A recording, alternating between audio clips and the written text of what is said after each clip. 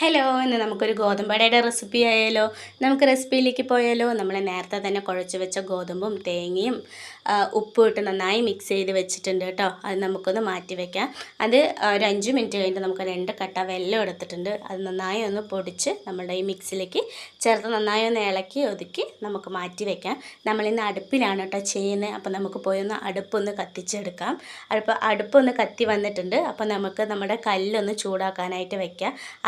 കല്ല് ചൂടായ ശേഷം നമ്മൾ അതിലോട്ട് കുറച്ച് നെയ്യ് തേച്ച് കൊടുക്കുക കേട്ടോ. നെയ്യ് ഒന്ന് തേച്ച് നന്നായി ചൂടായതിന് ശേഷം നമ്മൾ തട്ടി വെച്ചിരിക്കുന്ന അട നമുക്ക് ഇതിലോട്ട് ഇട്ട് കൊടുക്കുക കേട്ടോ. നമ്മൾ 2 സൈഡും അട വെന്തതിന് ശേഷം മാറ്റി മറിച്ചിട്ട് നമുക്ക് വേവിച്ചെടുക്കാം നമ്മുടെ അട. നമ്മളിത് പുതിയ ചാനലാണ്, സബ്സ്ക്രൈബ് ചെയ്യാത്തവരുണ്ടെന്നുണ്ടെങ്കിൽ സബ്സ്ക്രൈബ് ചെയ്ത് സപ്പോർട്ട് ചെയ്യണേ. അതുപോലെ തന്നെ ഇത് 4 മണിക്കൊക്കെ ചായയുടെ ഒപ്പം കഴിക്കാൻ പറ്റിയൊരു അട തന്നെയാണ്. ചെയ്യാത്തവരുണ്ടെന്നുണ്ടെങ്കിൽ ജസ്റ്റ് ഒന്ന് ട്രൈ ചെയ്ത് നോക്കുക.